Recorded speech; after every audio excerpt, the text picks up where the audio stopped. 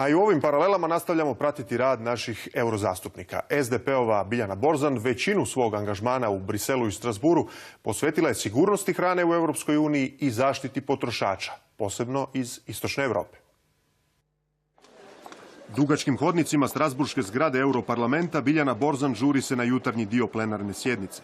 Ovaj tjedan to su, kao i kod mene, uvijek zdravstvene teme, potrošačke teme i teme ravnopravnosti spolova, jer su to 3 odbora u kojima sam ja aktivna. Ono što mi je izuzetno važno ovaj tjedan je da imam trijalog sa Vijećem i Komisijom oko medicinskih uređaja.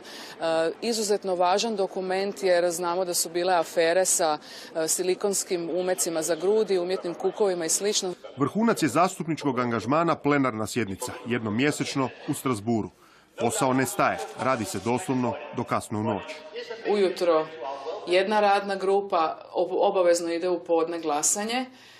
Nakon toga poslije podne druga radna grupa, znači prema odborima u kojima smo raspoređeni.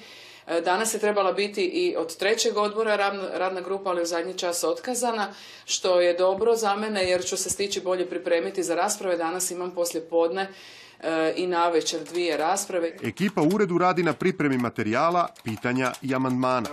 Atmosfera u ovom uredu je vrlo ugodna za rad i mi uspijemo kroz smijeh nekako sve to uraditi. I isto tako, mislim da za mladu osobu je ovo izvrsno mjesto za stjecanje iskustva, da je jedno vrlo dinamično radno okruženje u kojemu možete duboko ući u neke teme i steći zbilja neko relevantno iskustvo za daljnju karijeru.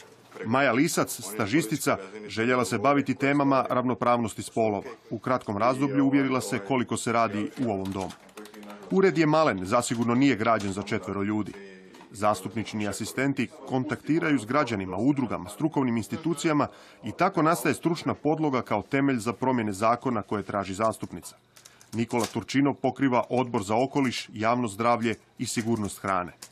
To je odbor kroz koji prolazi daleko najviše zakona u Europskom parlamentu i kad kupujete namirnice u trgovini ili kad idete u ljekarnu, velika je šansa da je zastupnica Borzan radila na tom zakonu i da je moj zadatak bio da istražujem potencijalne promjene tog zakona kako bi on bio kvalitetniji za građane.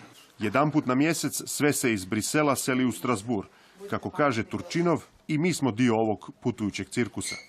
Francuska nikad neće pristati da se Europski parlament makne iz Strasbura i mi smo se pomirili s time da ćemo dolaziti tu sljedećih nekoliko godina. Češka zastupnica Olga Sehnalova blisko surađuje s Borzan. Euroveteranka u svom 2. mandatu dočekala je kolegicu iz Hrvatske kao saveznicu na temama o pravima potrošača i ravnopravnosti onih s istoka Europe. So-called double quality of products. That was a topic that I was interested in already in the previous term. But this term I think it's a little bit different, and I maybe wouldn't say a little bit, but quite different, because there are much more MEPs that are interested in this topic, and Biljana is one of them. S iskustvom hrvatske saborske zastupnice, Borzan ne dvoji koliko je europsko zakonodavno tijelo složeniji i temeljitiji mehanizam. Kada je bila zajednička poljoprivredna politika na dnevnom redu, bilo je 6000 amandmana. Dakle, kada dokument uđe u Sabor, on praktički neizmijenjen izlazi van onako kako je vlada predložila. Kada dokument uđe u Europski parlament predložen od strane Europske komisije, prema nekim procjenama oko 30% tog dokumenta se izmijeni prema prijedlozima zastupnika. Popodne, Borzan na radnoj skupini socijalista sudjeluje u raspravi o sigurnosti hrane.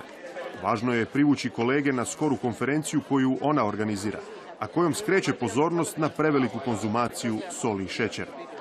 I tako, još jedan radni dan u Europarlamentu privodi se kraju.